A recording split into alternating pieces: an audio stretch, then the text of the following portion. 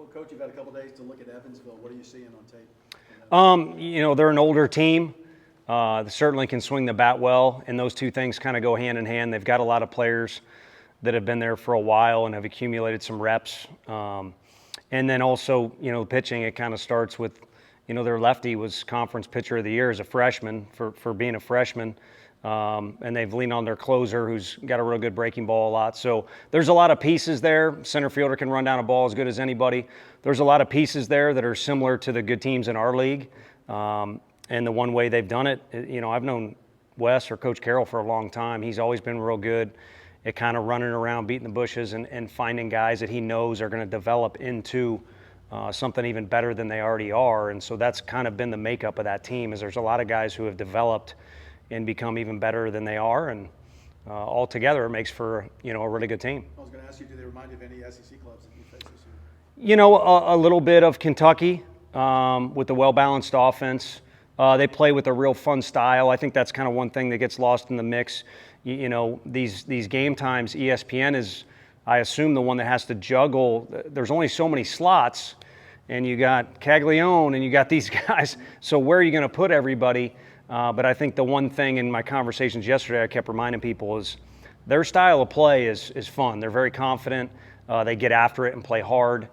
So on top of the talent that's there, they got a style of play too that makes them maybe the sum better than the parts. And I think that's something that was entertaining for the folks that were out east watching their regional, which was highly competitive. And then again, something that's kind of been their engine to help them go. So, off the bat, just kind of that team would be one that sticks out. I'm sure there's other similarities in certain categories. Tony, were you hoping for the later starts, or what about the day games, or the first two at least? No, like I said, honestly, what we wanted was to play on Friday, and I'm sure all of our guys, that's the coaching staff, all the guys will take extra rest if they can have it, but it helps you kind of stay in a rhythm a little bit. We were able to replicate our week we did last week, this week, without the travel back from Hoover. So to us, it was good to play on Friday. And again, we know exactly what's going on with what games are out there. I mean, there's some exciting matchups, and so everybody's got to kind of go somewhere.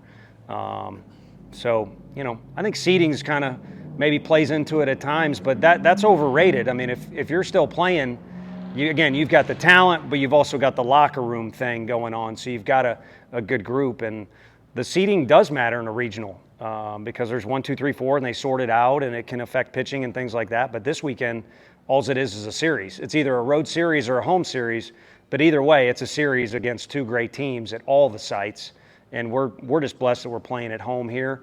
We'll play whatever time. Our fans will show out. I mean, it'll be we got Friday to worry about, but it'll be like a football Saturday around here at 11. Only difference is I won't get to have fun. We'll have to work. So. Again, happy to be on our field, happy to be playing on Friday, but once the first pitch is thrown, like all the other sites, it's going to be two teams hooking it up. No, every year is different, but the experience for some of these veterans and regionals and supers and even Omaha, does that help at this time of the year for this team? Yeah, I do. I think even, like Billy's kind of been a part of it from a different angle. Some other guys are like that too. Cannon, you kind of see what it looks like, and you know how to navigate through situations a little better if you have experienced them.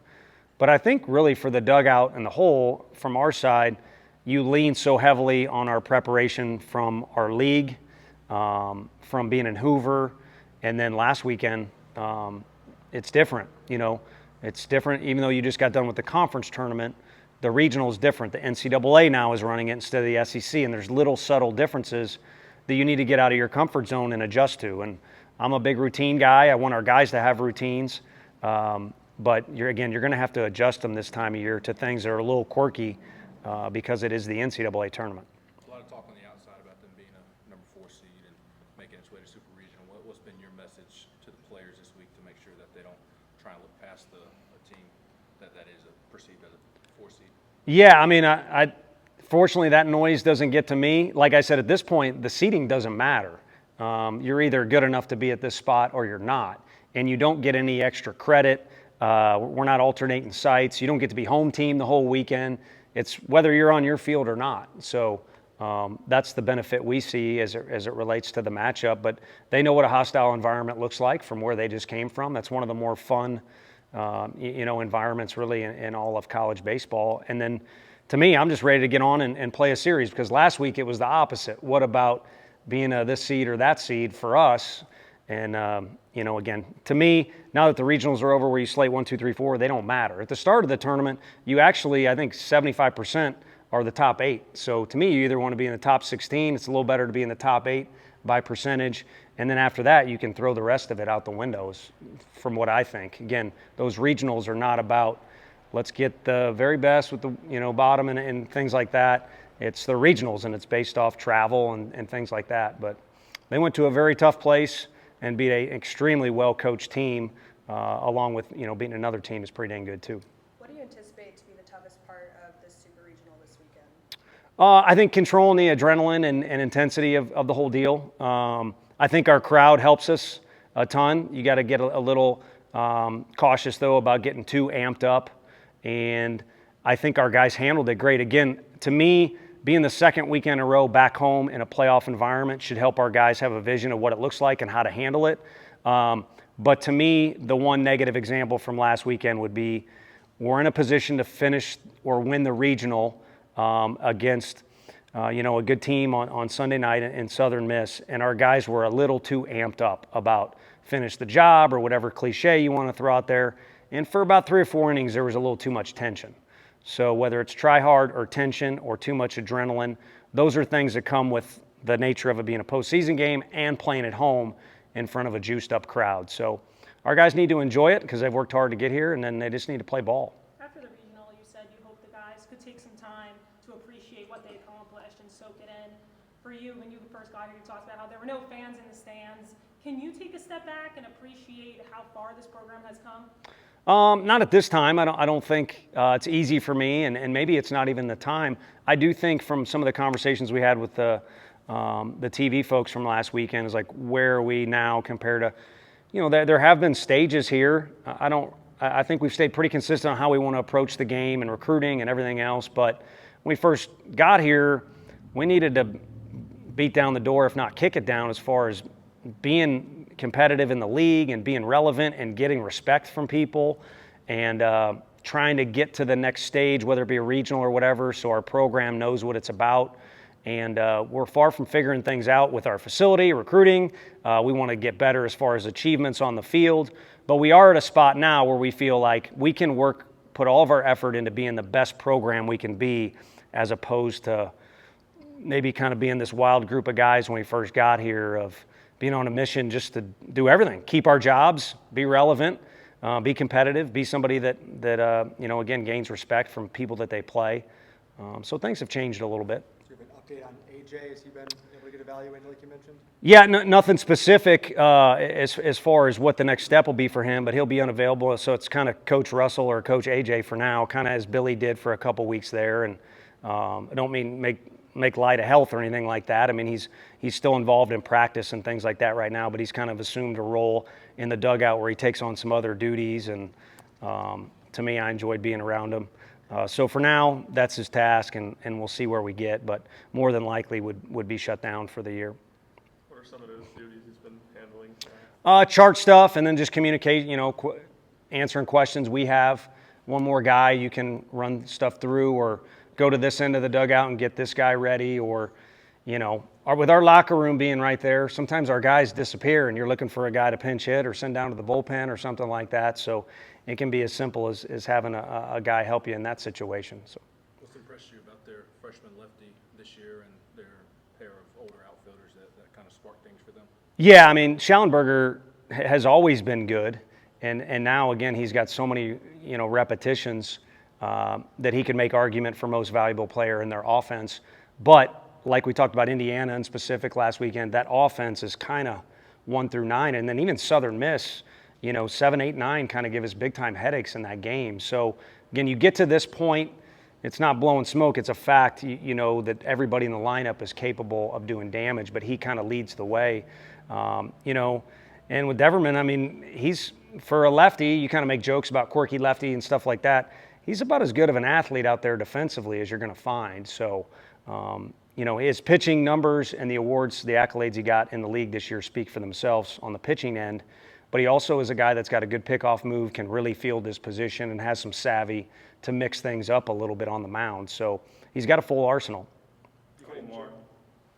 You Kind go, of Mike. joke, go for it, Sean. Between Binky, Loy, and Phillips, it feels like all those guys have earned y'all's trust a little bit. Do you feel like there's certain roles that you would have all three cemented in? That you'd want to go to each one in a certain spot? Now that we've kind of shrunk down, the one difference between this and Hoover is you have a vision of where you're at. It's, similar to a conference series, or, we played those 3 non-conference series where it's a maximum of 3 games. It's a race to get to 2 wins. So it does kind of change the way you play out each game. So with how those guys have been throwing, I think it just kind of puts them in a group where we trust them, and also there's no excuses from our end or their end. They've been in a low rhythm where they've been pitching. And again, to throw in Hoover is one thing, but to throw last week is another. So I'd be foolish or remiss to say the pitching worked out perfect last week, but it was nice to not overextend anyone really, and also get everybody out there and kind of stay in a little bit of a rhythm. And I thought the way those guys had the ball, obviously Benke was outstanding, but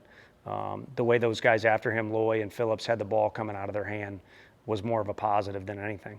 You kind of joked about Billy's walk-up song and players clapping along the other night. You ever had a player with a walk-up song that seems to affect a stadium in the same way that Billy's does? Yeah, it was much smaller crowd, but at Missouri we had Zane Taylor. I think it was the theme to Boondock Saints, which I don't think our guys watch movies anymore, and they certainly probably, that one's old. But that was a fun one. And it was a fun walkout song for him. And then, we have faced, guys like Mershon, who's a phenomenal athlete at Mississippi State, and a couple of the ones this weekend, the guys are humming in the locker room because it's a song they hadn't heard in a while or ever. And so, yeah, everyone in the lineup, teams we play, there's usually 1 or 2 in there that are pretty catchy. But I like Billy's when it's in our stadium, but it's hard not to say in Blades of Glory, if that's the movie. See, you know what I'm talking about? Okay. That scene might be just as good as a Billy at bat. I guess it depends what mood you're in. What's the added challenge or pressure on the defense when you're going up against a team that's got 5 or 6 guys with an OP of greater than 400? I think it's about attacking the strike zone at all times, and both staffs are going to try and do that. And then, with that comes knowing that the other team can do damage. So how confident and convicted can you stay at what you're trying to do as a particular pitcher? Because we've gotten to the point this year, like I said, we're not going to run you out there unless we trust you, but each of our pitchers are different, so they need to be convicted in who they are and just present the best version of themselves, with the understanding it's not always going to go perfect. You're not going to get every call. A slow roller might find a hole, whatever it might be. So the fact that they're more talented than the average team is something that's kind of out of our control, and I would like to hope that our pitchers see it out of their control too, and again are convicted to approach things that presents the best version of themselves. Do you wish you had a better walk-up song, or do you still like the one you chose? I wish I could hit better when I played, but I did like the one that I had, and there's a little more backstory to it, but no, I like that. I think it's fun that the NCAA decided to flip the script a little bit, because they used to not allow scripted music for any team, and now it makes it more enjoyable. And I think this thing has blown up into something. When I was little watching games in Omaha, I didn't think it would get to this level where there's so many superstar players to talk about, like some of the guys you asked about from Evansville and mentioned Cags, and the music and the crowds. This is a massive deal, and I'm envious of the people that get to be fans in the stadium this weekend. But next best thing will be standing there trying to get some wins. What was your song? Danzig, Mother. Okay. Yeah, you probably don't know what that is. Yeah, again, a little bit of a backstory, but also criteria for me was pick something unique, and for the most part, that was unique. Thanks, Coach. Thanks, everybody. Yeah.